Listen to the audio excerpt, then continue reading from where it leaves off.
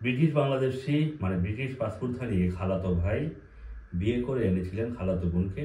খালাতো বোন লন্ডনে আসার 2 সপ্তাহের মধ্যেই পালিয়েছে। এই ঘটনাটি ঘটেছে এই 1 সপ্তাহের মধ্যে। ঘটনাটির বিস্তারিত আমরা আপনাদের সামনে তুলে ধরব। এখানে বলে রাখি যে আপনারা জানেন যে বর্তমানে 29,000 পাউন্ড বেতনের থ্রেশহোল্ড হচ্ছে ব্রিটেনের বাইরে থেকে যদি কেউ তার স্ত্রীকে আনতে হয় অথবা স্বামীকে আনতে হয়, মানে পার্টনারকে আনতে হলে 29,000 পাউন্ড বছরে জব দেখাতে হয়। এই কারণে কিন্তু এখন ব্রিটেন থেকে বাংলাদেশে গিয়ে বিয়ের হার যথেষ্ট কমেছে, ভবিষ্যতে আরও কমে যাবে। আর এই যে ধরনের ঘটনা ঘটছে, এই ধরনের ঘটনার ফলে আসলে ভবিষ্যতে ব্রিটেনের বাংলাদেশের যে এই যে বৈবাহিক যে সম্পর্কটা হয় সেটা আসলে কতটুকু টিকবে সেটা আমরা আসলে এই মুহূর্তে এটা নিয়ে আমরা সন্দিহান।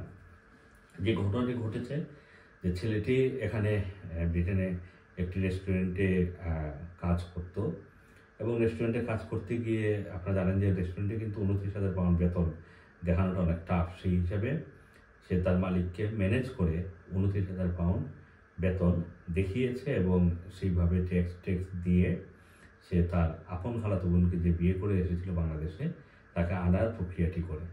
এবং খালাতো বোনকে আনার এখানে একটা বিষয় হচ্ছে যে তার যে মা মানে ছেলের যে মা তিনি তার বোনকে কথা দিয়েছিলেন যে তার বোনের মেয়েকে তিনি ছেলের বউ হিসাবে নিয়ে আসবেন। সেই কারণেই কিন্তু তিনি ছেলের সাথে মেয়েকে বিয়ে দিতে এক ধরনের ফোর্স করেই বাংলাদেশে নিয়ে যান। তো বাংলাদেশে নেওয়ার পরে বিয়ে হয়, বিয়ের পরে ছেলে লন্ডনে এসে এখানকার যে ফর্মালিটিসগুলো রয়েছে, প্রক্রিয়াগুলো রয়েছে, সেই প্রক্রিয়ার মাধ্যমে মেয়েকে আনার আবেদন করে এবং মেয়ে ব্রিটেনে আসে। ব্রিটেনে আসার 2 সপ্তাহের মধ্যেই মেয়েটি পুলিশের কাছে গিয়ে কমপ্লেন করেছে, মানে পুলিশকে মূলত কল করে নিয়ে এসে তার উপরে ডোমেস্টিক ভায়োলেন্স, তারপরে নানা ধরনের অভিযোগ তুলে মেয়েটি বাসা থেকে বের হয়ে চলে গিয়েছে। সেই ছেলেটি প্রচণ্ড মানসিকভাবে বিপর্যস্ত অবস্থায় রয়েছে এবং তার পরিবারের সাথে আমাদের কথা হয়েছে, তারাও প্রচণ্ড বিপর্যস্ত অবস্থায় রয়েছেন। তারা আসলে বুঝতে পারছেন না যে কী করবেন, এই ধরনের সিচুয়েশনে কী করা উচিত। আর মেয়ের পরিবারের সাথেও যোগাযোগ করার চেষ্টা করা হয়েছে বাংলাদেশে, কিন্তু পরিবারও মেয়ের কথার বাইরে এখন তারা কোনো কথা বলছেন না।